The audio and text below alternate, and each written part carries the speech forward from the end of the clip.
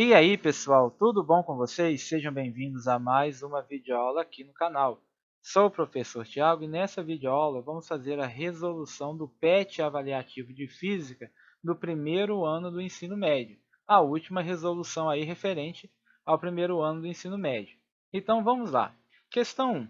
A primeira lei de Newton enuncia que um corpo em movimento retilíneo com velocidade constante ou em repouso manterá essas condições, ou seja, a situação de inércia, quando não houver a ação de força externa resultante sobre ele. Dentre as situações apresentadas a seguir, assinale aquela em que o objeto exemplifica uma situação de inércia. Então vamos lá.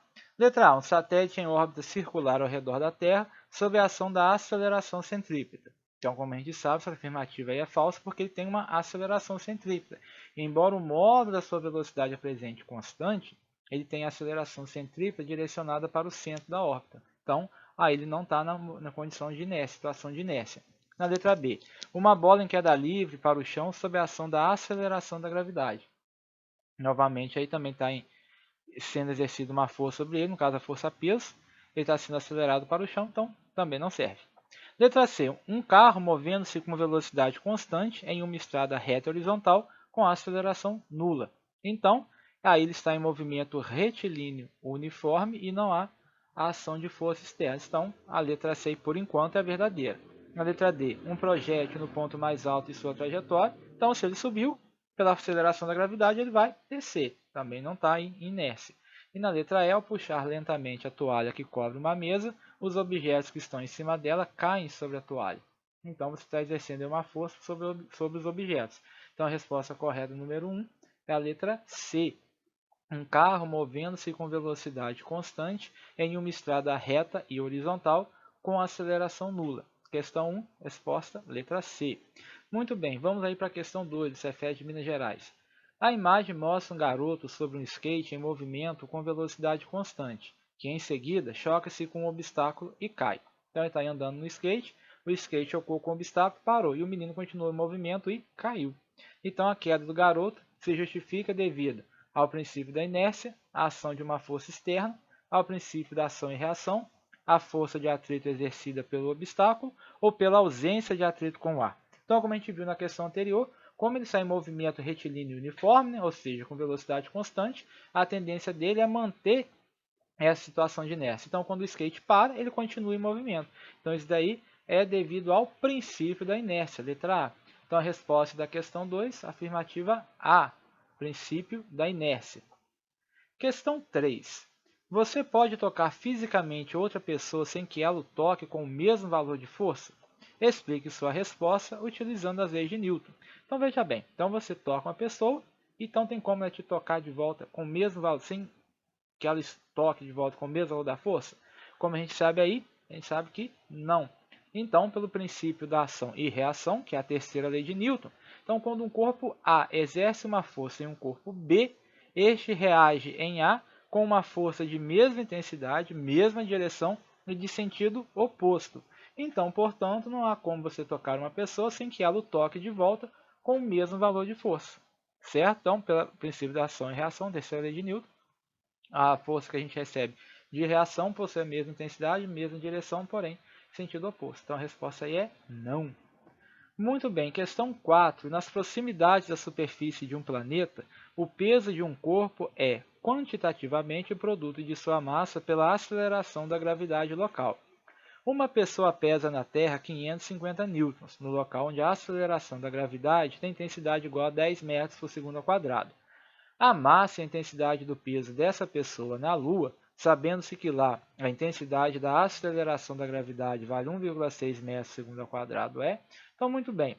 Pela solução a gente sabe que o peso é massa vezes a gravidade. E o peso na Terra, 550 newtons. Gravidade na Terra, 10 metros segundo ao quadrado. E a gravidade na Lua, 1,6 metros por segundo ao quadrado. Então, vamos pegar esses dados aqui na Terra e vamos encontrar o valor da massa da pessoa. A gente sabe que o peso é massa vezes a gravidade. Aqui na Terra, o peso 550 newtons. A massa eu não sei e a gravidade 10 metros por segundo ao quadrado. O 10 está multiplicando, passa dividindo. 550 dividido por 10, 55 kg. Então, utilizando o valor do peso aqui na Terra e a aceleração da gravidade também aqui na Terra, a gente encontrou que a massa vale 55 kg.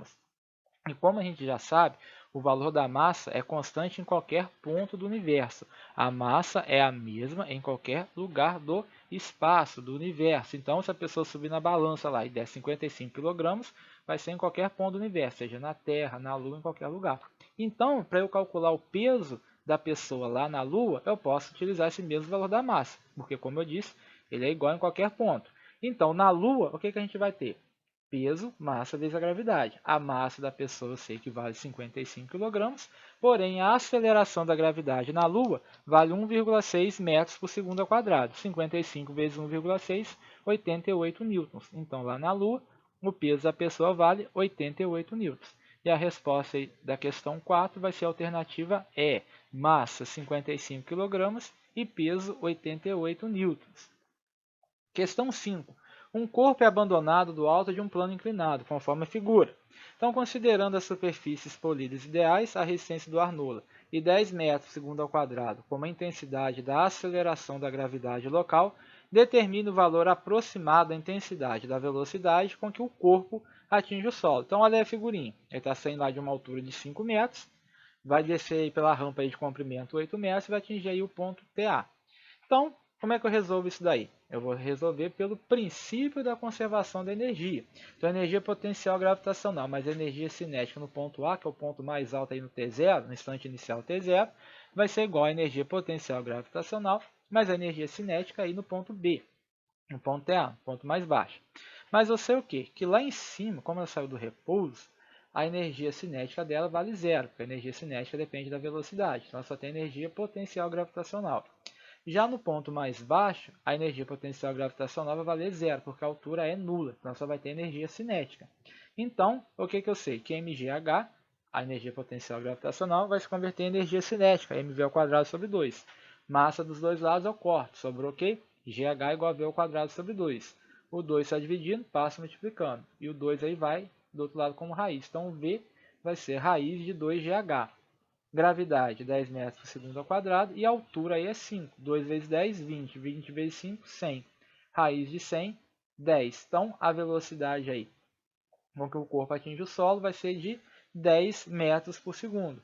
E a resposta da questão 5 vai ser a alternativa D, de doido. E a última questão aí, marque V para verdadeira e F para falsa ao ler as sentenças a respeito da lei da gravitação universal de Newton. Então vamos lá. Alternativa A. A constante de gravitação universal assume valores distintos para cada tipo de planeta envolvido na determinação da força de atração gravitacional. Então vamos analisar essa afirmativa. A constante gravitação universal assume valores distintos. Então, se ela é constante, ela tem que ser igual para todo mundo. Então, ela não tem valores distintos para cada tipo de planeta. Ela é igual para todos os planetas. Então, a afirmativa A é falsa. Letra B.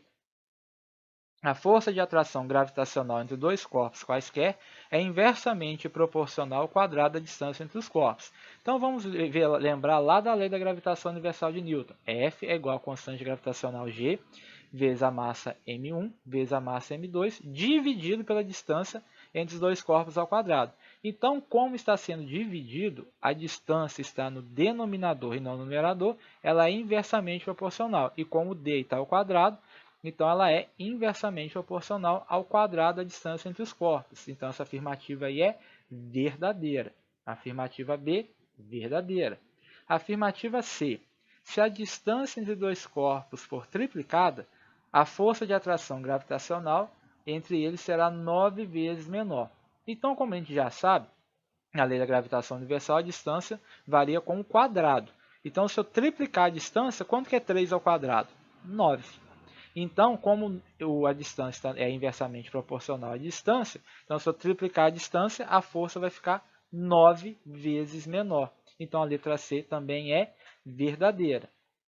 Na letra D, a única forma de reduzir a força de atração gravitacional entre dois corpos, considerando constante as suas massas, é alterando a distância entre eles.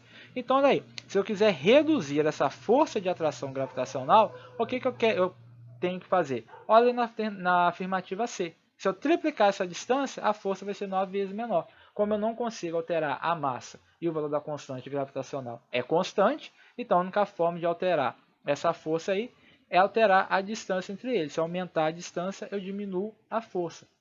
Então essa afirmativa também é verdadeira. E a afirmativa é: se a distância entre dois corpos for triplicada, a força de atração gravitacional entre eles será 6 vezes menor. Então a gente já sabe aí que é falsa. Por quê? Como varia ao quadrado, se a distância for triplicada, como está aí na afirmativa C, a força será 9 vezes menor e não 6 vezes menor, como está aí na afirmativa. Certinho? Muito bem, encerramos aqui a correção do último PET aí referente ao primeiro ano do ensino médio. Encerramos aí as atividades, né, também do primeiro ano, desse ano letivo, aí, que foi um ano bem atípico, né? E agradeço a você que acompanhou as minhas videoaulas, as resoluções, e espero contar com vocês aí no ano de 2021. Então, um forte abraço e até a próxima, pessoal!